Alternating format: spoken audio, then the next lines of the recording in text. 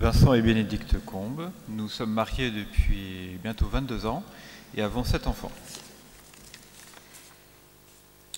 Alors, nous allons effectivement, comme l'a dit le Père Bernard, vous présenter la lettre écrite par le pape François, qui a l'avantage, comme le pape François est très concis, d'être courte. Et on va donc pouvoir vous la lire intégralement et vous verrez qu'elle est un appel à la prière que nous fait le pape François. Chère famille, je me présente au seuil de votre maison pour vous parler d'un événement qui, comme cela est connu, se déroulera au mois d'octobre prochain au Vatican. Il s'agit de l'Assemblée générale extraordinaire du Synode des évêques, convoquée pour discuter sur le thème « Les défis pastoraux de la famille dans le contexte de l'évangélisation ». Aujourd'hui, en effet, l'Église est appelée à annoncer l'Évangile en affrontant aussi les nouvelles urgences pastorales qui concernent la famille.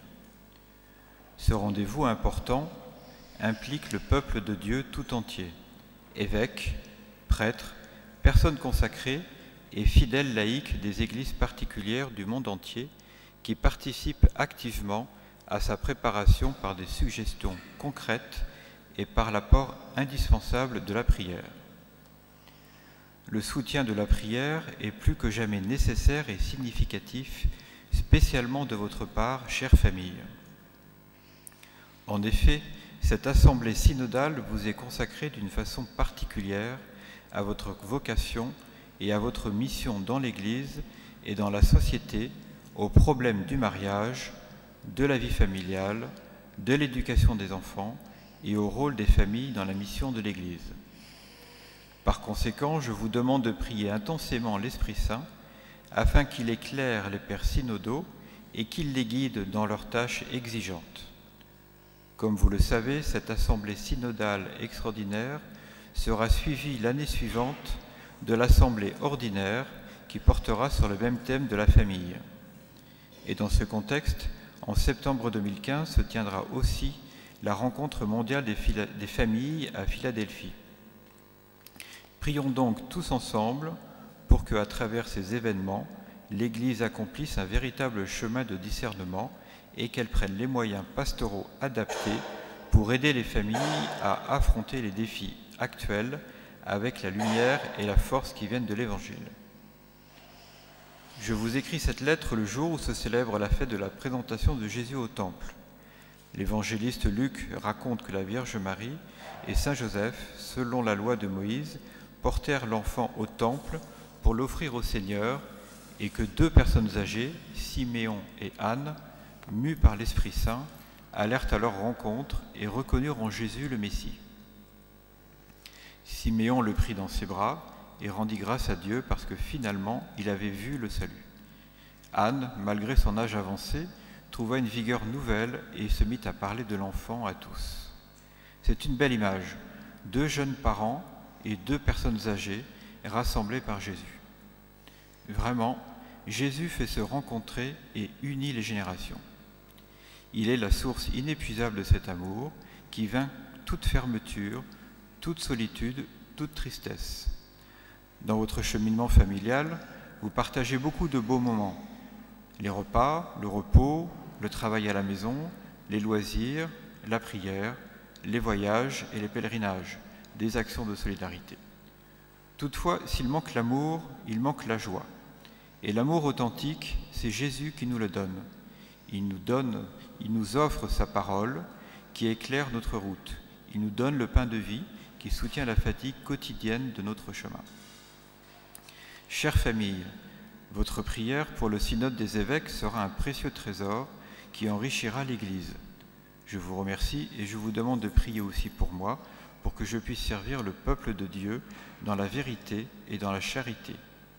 Que la protection de la bienheureuse Vierge Marie et de Saint Joseph vous accompagne tous, toujours, et vous aide à marcher unis dans l'amour et dans le service réciproque. De grand cœur, j'invoque sur chaque famille la bénédiction du Seigneur.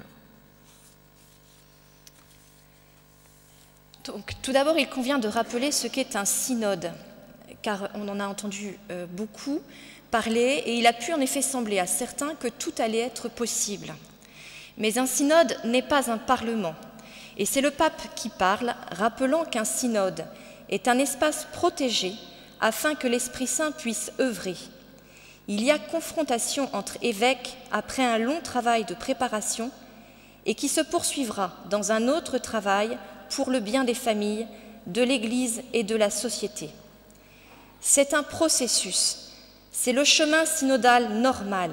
Il s'agit de suivre la volonté de Dieu en prenant les décisions pastorales qui aident le plus et le mieux la famille. Et comme le dit le cardinal Sarah dans son livre « Dieu ou rien », le synode doit devenir une nouvelle expérience d'Emmaüs, durant laquelle le cœur de l'Église est tout brûlant du feu des Écritures, car en chacune de nos assemblées synodales, Jésus nous rejoint et chemine avec nous vers l'auberge de la fraction du pain. Ce synode aura donc pour thème la vocation et la mission de la famille dans l'Église et la société. La famille est un thème cher à notre pape qui, très conscient des difficultés qu'elle rencontre, va développer durant toute l'année 2014-2015 une catéchèse sur la famille. Et ces catéchèses ont l'avantage d'être super concises et directes. Je vous incite vraiment à les lire, c'est chouette, c'est clair. Que de fois, par ailleurs, le pape François n'évoque-t-il pas la famille, exhortant à la protéger? Lui-même dira aux cardinaux réunis dans la salle du synode « Aujourd'hui, la famille est méprisée, maltraitée. Ce qui est demandé, c'est de reconnaître combien il est beau et bon de former une famille, d'être une famille aujourd'hui. Combien c'est indispensable pour la vie du monde, pour l'avenir de l'humanité. » Dans un premier temps, donc, nous évoquerons les défis auxquels la famille est confrontée dans cette société où règne l'éclipse de Dieu. Nous nous appuierons sur le texte de préparation au synode, appelé aussi Instrumentum Laboris, pour brosser un tableau de la situation actuelle de la famille. Et puis, dans un second temps, nous verrons que ce texte est un appel à la prière que fait le pape François aux familles. Tout d'abord, les défis pastoraux. L'Instrumentum Laboris rappelle qu'à l'époque à laquelle nous vivons, l'évidente crise sociale et spirituelle devient un défi pastoral qui interpelle la mission évangélisatrice de l'Église pour la famille, noyau vital de la société et de la communauté ecclésiale. Proposer l'Évangile sur la famille dans ce contexte s'avère plus que jamais urgent et nécessaire. Et l'Instrumentum Laboris évoque ce contexte dans lequel nous vivons, un contexte où l'individualisme exaspéré est présent et dénature fortement les liens familiaux, qui finit par considérer chaque membre de la famille comme une île, en faisant prévaloir, dans certains cas, l'idée d'un sujet qui se construit selon ses propres désirs, élevé au rang d'absolu, le fameux épanouissement personnel. Et ce contexte individualiste risque de nous entraîner à vivre de façon très égoïste, et c'est ce que les pères synodaux pointent comme danger, avec un autre danger, celui de cette société de consommation qui nous présente comme idéal le fait d'avoir et d'avoir toujours plus, et cette culture de la possession et de la jouissance, on est dans l'avoir et non plus dans l'être. Enfin, la dictature du relativisme dans lequel nous vivons et qui fait que tout se vaut et que tout est brouillé, même le sens des mots. Alors il est bon de rappeler, à travers donc, tout ce changement de contexte, là, de ce contexte un peu délétère, qu'est-ce qu'une famille selon le plan de Dieu? La première nécessité déjà est de rappeler donc ce qu'est une famille dans le plan de Dieu, car nous vivons dans une époque où, comme le dit le pape François, la confusion sur la direction à prendre est la plus grande maladie. En effet, dans notre société, seule une minorité vit, soutient et propose l'enseignement de l'Église catholique sur le mariage et la famille. Redire donc le dessein de Dieu sur le mariage et la famille, c'est ce que fait notamment le pape François à travers toutes ses dernières catéchèses. Aussi rappelle-t-il dans sa catéchèse du 2 avril 2014 les vérités fondamentales du sacrement de mariage, bien souvent mises à mal dans notre société. L'indissolubilité, l'unité, la fidélité et l'ouverture à la vie. À propos de l'indissolubilité du mariage, le pape rappelle que l'image de Dieu, c'est le couple conjugal, l'homme et la femme. Pas seulement l'homme, pas seulement la femme, mais tous les deux. C'est cela l'image de Dieu. Le mariage est l'icône de l'amour de Dieu. Le pape va également insister beaucoup sur la figure du père et de la mère. Il y a toute une catéchèse sur la mère, et il y en a 2 sur le père. Il y a beaucoup plus de choses à dire, manifestement. Piliers fondamentaux d'une famille, disant que la mère, bien qu'étant exaltée du point de vue symbolique à travers toutes les poésies et tout ce qu'on peut entendre, est finalement très peu écoutée et peu aidée dans la vie quotidienne et très peu considérée dans son rôle central dans la société. Le pape rappelle qu'une société sans mère est une société inhumaine. Pour ce qui est de la figure du père, le pape rappelle combien l'absence de la figure paternelle dans la vie des enfants et des jeunes provoque des lacunes et des blessures qui peuvent être également très graves. Le sentiment d'être orphelin que vivent tant de jeunes est plus profond que ce que nous pensons. Il faut rappeler que Dieu a voulu naître dans une famille humaine, la famille de Nazareth, et que cette famille de Nazareth nous engage à redécouvrir la vocation et la mission de chaque famille. Notre pape François nous redit dans sa catéchèse du 17 décembre 2014 « Chaque famille a pour mission de faire devenir normal l'amour et non la haine, à faire devenir commun l'aide réciproque, non l'indifférence ou l'inimitié. En un mot, faire place à Jésus. » Pour répondre à ce désir profond de tout homme, l'Église doit développer une pastorale de la famille, notamment sur la préparation au mariage, en témoignant de la beauté de la famille. Le texte préparatoire au synode va redire tout ce que l'Église et la tradition enseignent sur la famille et rappeler le lien entre évangile de la vie, évangile de la famille et loi naturelle. Cette loi naturelle qui, depuis quelques décennies, est profondément contestée. En effet, un des défis majeurs auxquels est confrontée la famille concerne cette fameuse ouverture à la vie. Sur ce point, en effet, le magistère de l'Église reste très contesté.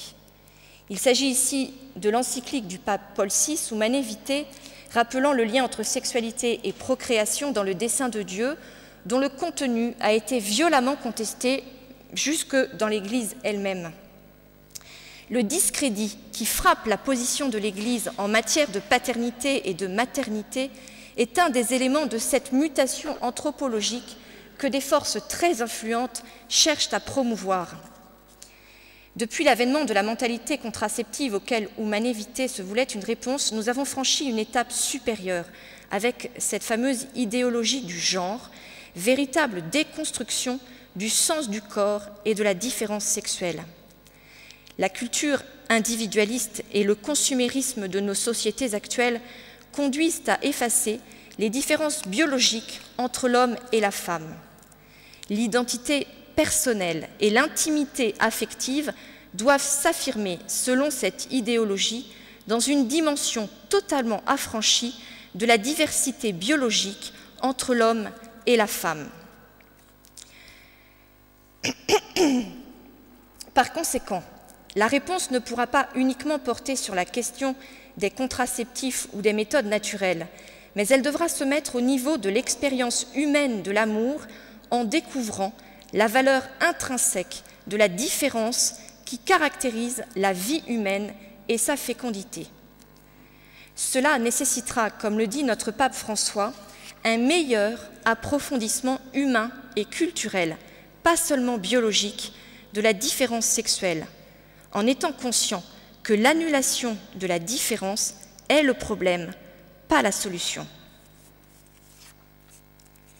Le texte de préparation, par ailleurs, évoque la faiblesse avec laquelle est ressenti le rapport entre don de soi et engendrement de la vie, notamment chez les couples chrétiens, et la nécessité par conséquent de revoir la formation des prêtres sur ces aspects de la pastorale de l'ouverture à la vie. Il s'agit de promouvoir une mentalité ouverte à la vie. Il existe donc ici une responsabilité civile des chrétiens pour encourager l'adoption de lois et la création de structures qui favorisent une approche positive de la vie naissante. Une famille selon Dieu, c'est un père, une mère, mariés avec le sacrement du mariage, donc, et des enfants.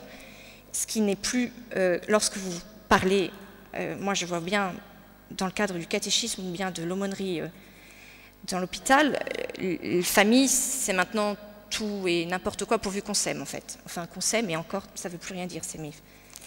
Après avoir rappelé le dessein de Dieu sur la famille, donc on va évoquer ces différentes situations familiales qui dénaturent le mot même de famille et qui font tant de mal à notre société.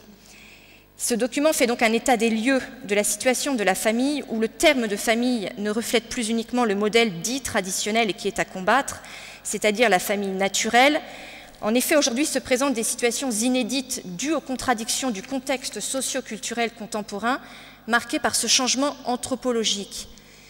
Il est à noter que ces situations sont en augmentation constante, notamment en Occident. Ça va du couple en union libre qui ne se marie pas et ayant parfois même exclu l'idée de se marier un jour, jusqu'aux unions entre personnes du même sexe auxquelles il est souvent consenti d'adopter des enfants, avec le cas qui fait beaucoup couler d'encre des divorcés remariés, autant de situations pastorales complexes auxquelles l'Église est confrontée. Existent aussi ces situations vécues par des familles du fait de la société très brassée dans laquelle nous vivons et qui présentent aussi la tension et l'engagement pastoral de l'Église, comme les mariages mixtes ou interreligieux, les familles monoparentales, la polygamie. Autant de réalités que doit affronter l'Église dans une société où tout bouge et même le sens des mots. En effet, dans une société qui a perdu ses repères, l'évocation de la vérité sur la famille sera souvent mal perçue et condamnée au titre de l'intolérance. Et là, il y a une très belle phrase du cardinal Sarah qui nous dit ceci dans toujours son livre « Dieu ou rien », qui nous dit « Dans la recherche de la vérité, je crois qu'il faut conquérir même, la capacité de s'assumer comme intolérant, c'est-à-dire posséder le courage de déclarer à l'autre que ce qu'il fait est mal ou faux. » Tout cela, bien sûr, en faisant toujours tout avec la charité chrétienne qui doit nous habiter, mais on le voit bien lors de la manif pour tous, il n'y a pas vraiment eu débat, puisque de toute manière, on était tout de suite catalogués intolérants, rétrogrades, ou fascistes, ou je ne sais quoi, et comme ça, on évacue le problème, de toute manière, et le cardinal nous dit, il faut conquérir cette capacité de s'assumer comme intolérant, parce que c'est pas marrant d'être un paria, il faut qu'on apprenne à être des parias. De toute manière, notre terre, elle est là-haut, donc ici, on ne fait que passer. Être paria d'ici, c'est pas très grave, mais dans la vie de tous les jours, c'est quand même, bon, là on est entre nous, c'est très bien, mais quand on est tout seul face à des gens qui nous considèrent comme des parias, c'est pas évident.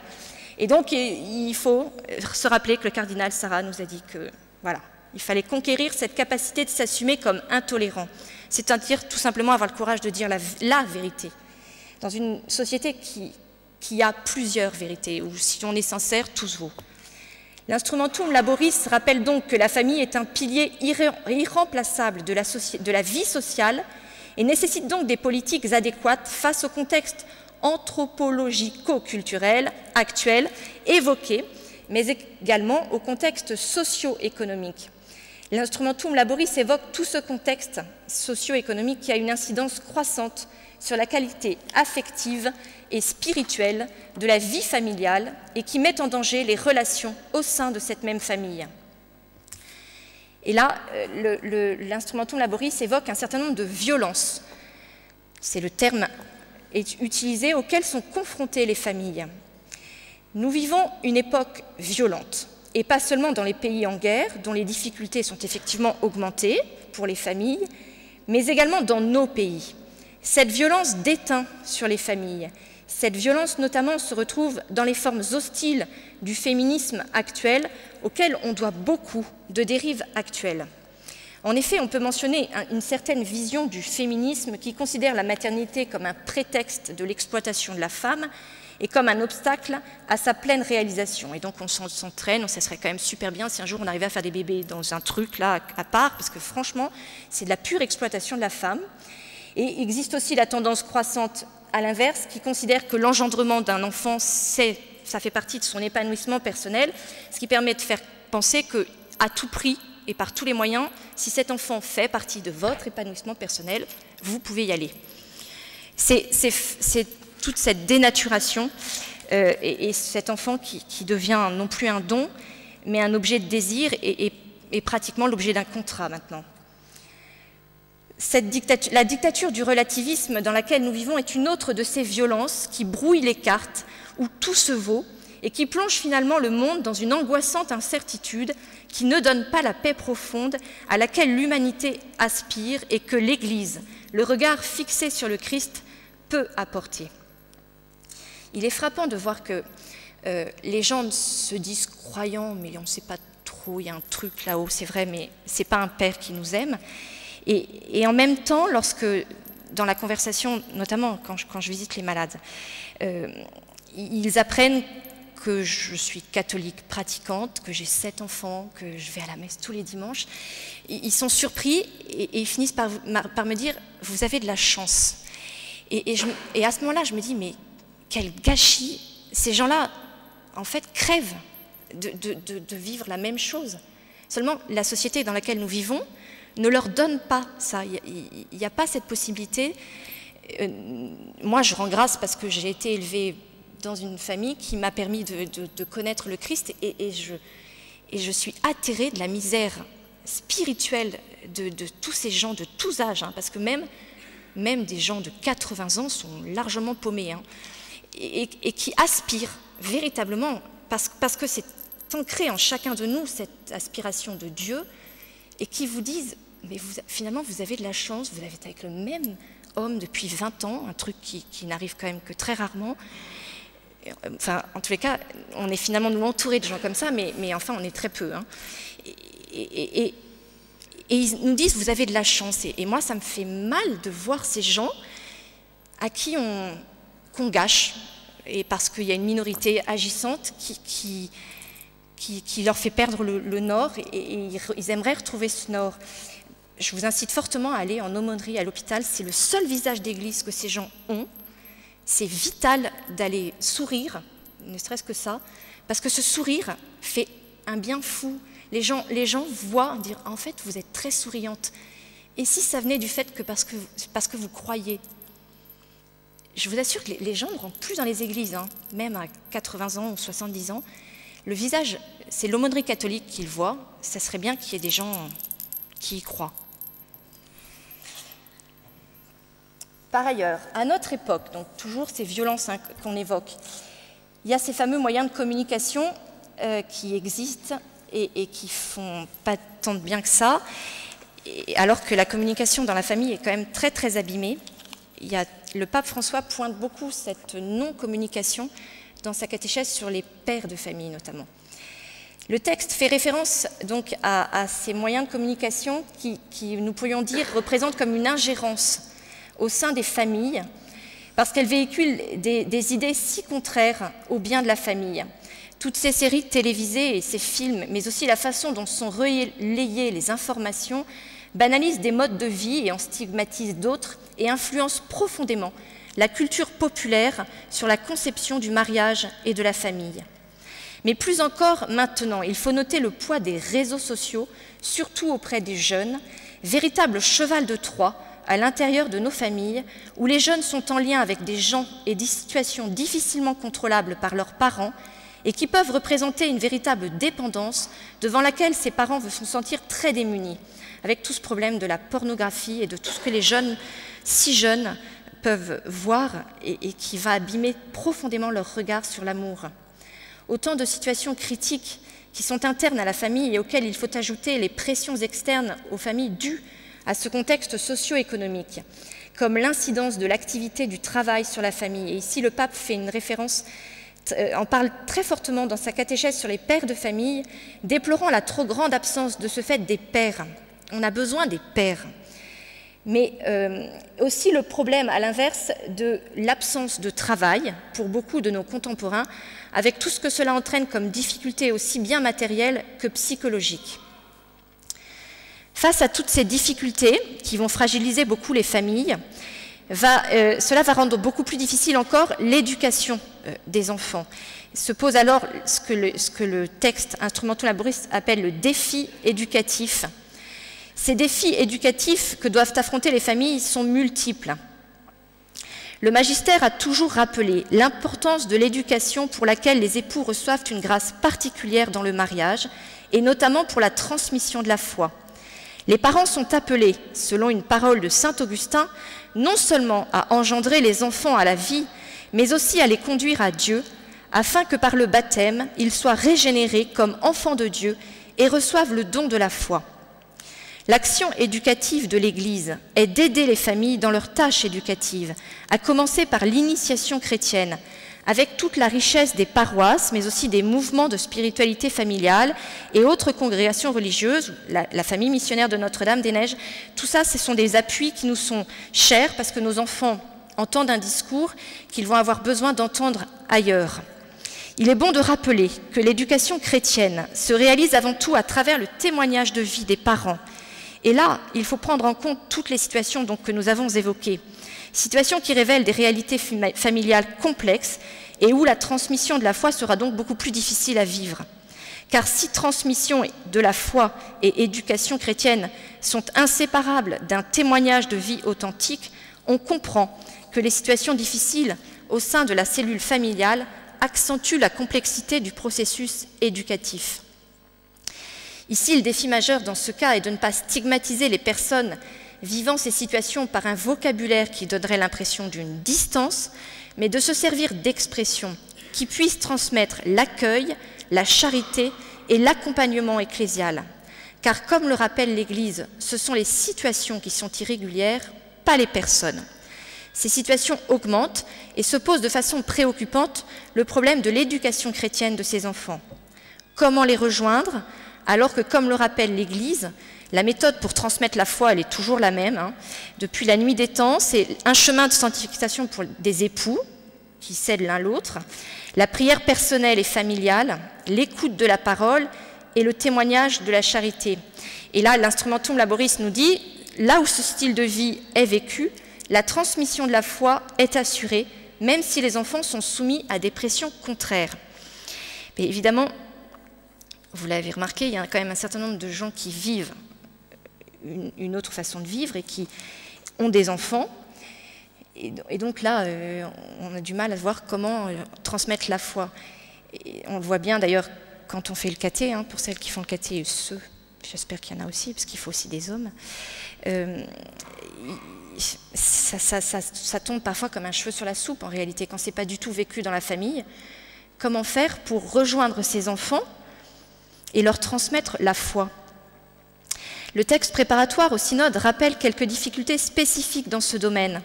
En effet, par le passé, le rapport entre les générations était la base d'une vie de foi partagée et communiquée comme un patrimoine entre une génération et l'autre.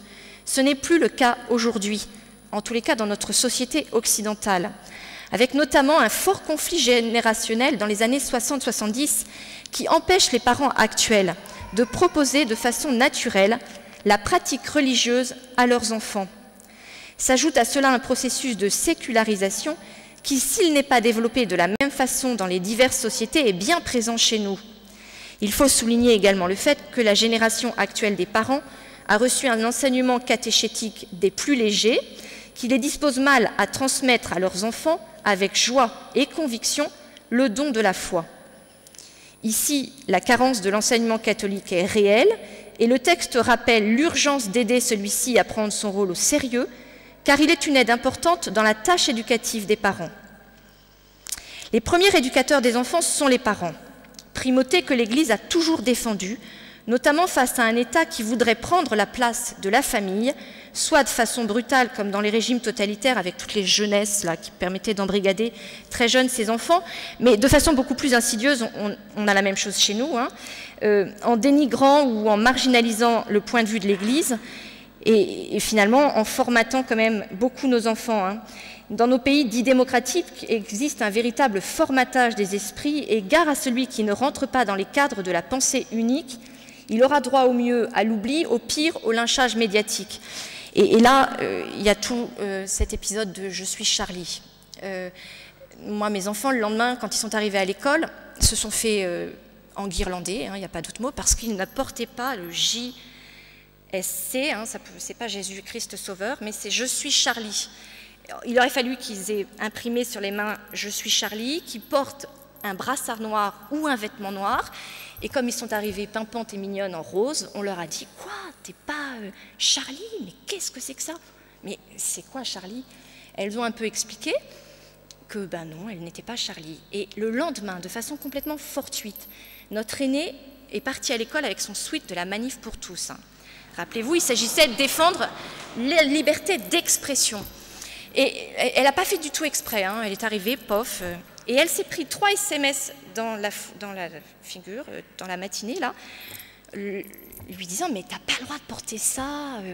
Elle est revenue à midi écœurée, et je lui ai dit « tu vois chérie, on défend la liberté d'expression, la veille, ils étaient tous « je suis Charlie », et là, tu portes ton manif, un gentil, franchement, il n'y a rien de... Et crac. Je leur ai dit bah, « tu vas leur faire un discours sur ce que c'est que la liberté d'expression ». Et elle leur a dit, l'après-midi, ben voilà pourquoi, enfin vous êtes ridicules, enfin pas essayer de dire d'être ridicule, c'est pas comme ça qu'il faut dire les choses. Et eh bien, n'empêche que les gens ont fini par lui dire « ah oui, tiens, t'as raison ». En fait, il faut faire réfléchir les gens, mais tout est fait pour que vous ne réfléchissiez pas. C'est manifeste. Moi, j'ai eu aussi à l'école, quand je fais le caté, le « je suis Charlie », on m'a demandé si j'étais Charlie en cours de caté, j'ai dit non. Quoi, vous n'êtes pas allé à Paris? La dernière fois que j'y suis allée, c'était avec mon petit drapeau, mais pas celui-là.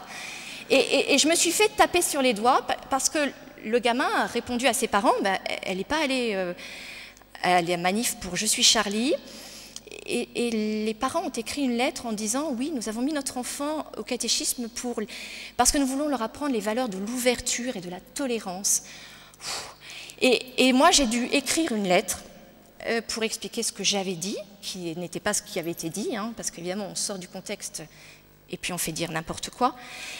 Et pour dire aussi mon exaspération dès qu'on n'était plus dans la ligne du parti, se faire traiter systématiquement de fanatique, d'intégriste, et pire, parce que c'était ça en fait. Ils étaient inquiets de ce que j'étais pour faire le caté à leurs enfants, parce que je n'avais pas été Charlie. C'est vous dire le formatage des esprits des gens, a priori, qui se disent chrétiens, en tous les cas. C'est grave, il faut apprendre, enfin réapprendre et apprendre à nos enfants à être libres et à réfléchir, à savoir poser, enfin être réfléchi, ne pas fonctionner qu'à l'émotion. Parce que nous sommes dans une véritable dictature de l'émotion.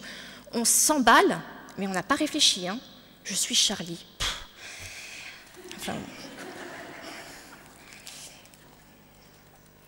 Alors, ce véritable formatage, voilà. Or, cette pensée unique est tout à fait contraire à l'enseignement de l'Église sur la famille. Pourtant, la première des charités étant la vérité, face à cette confusion des esprits, l'Église doit de redire la vérité à ceux qui lui sont confiés, certes, aux périphéries de l'Église, mais encore à l'intérieur de l'Église. Le cardinal Sarah nous le dit également, il faut annoncer Dieu à temps et à contre-temps, en trouvant les méthodes les plus humaines, le langage le plus respectueux, mais sans faire l'économie de la vérité. L'Instrumentum Laboris évoque aussi le milieu plus strictement ecclésial, parlant de l'affaiblissement ou de l'abandon de la foi en la sacramentalité du mariage et en la puissance thérapeutique de la pénitence sacramentelle. Là, il ne s'agit plus de situation contraire au dessein de Dieu, mais d'un affaiblissement de la foi dans les sacrements du mariage et de la réconciliation. Les chrétiens ne croient plus suffisamment que Dieu est partie prenante de leur mariage, qu'il s'est engagé et qu'il nous a donné les grâces nécessaires pour vivre cet état de vie. Nous ne croyons plus non plus suffisamment en la puissance de guérison du sacrement de réconciliation, notamment dans notre état de vie de mariés. Et pourtant, il faut demander pardon pour régénérer notre lien conjugal qui donne naissance à la famille. On peut évoquer aussi le dernier défi là, qui fait l'objet d'une encyclique du pape François, le défi écologique. On vous parlera que de la défense de la nature, mais le pape François pointe le doigt sur l'écologie intégrale, qui inclut non seulement la dimension environnementale, de toute manière, plus on est chrétien, normalement, plus on est forcément écolo, hein, on va forcément protéger ce qui nous vient de Dieu. Mais il y a aussi toutes les dimensions humaines, sociales et économiques. Une écologie qui ne sauve que la nature, mais pas l'homme, n'est pas une véritable écologie. Et l'homme, depuis sa conception naturelle jusqu'à sa mort naturelle. Il est donc urgent de redonner aux hommes Dieu, pour que ceux-ci redécouvrent leur véritable nature qui ne se définit que par rapport à Dieu. L'Instrumentum Laboris donc a évoqué un certain nombre de défis auxquels sont confrontées les familles, et donc la tâche est exigeante pour l'Église, et le pape nous redit « Il s'agit de demander au Seigneur une grande foi pour regarder la réalité avec son regard et une grande charité pour s'approcher des personnes avec son cœur miséricordieux. » Comment l'Église peut-elle répondre à ces défis? Eh bien justement en invoquant l'Esprit Saint, en se mettant sous le regard de Dieu, en rappelant que sans Dieu, l'homme n'est rien. Et comme le dit si bien Benoît XVI, sans Dieu, l'homme ne sait où aller et ne parvient même pas à comprendre qui il est. C'est là le drame vraiment actuel de notre époque, hein. On ne sait pas qui nous sommes. D'où cet appel donc à la prière du pape dans sa lettre aux familles.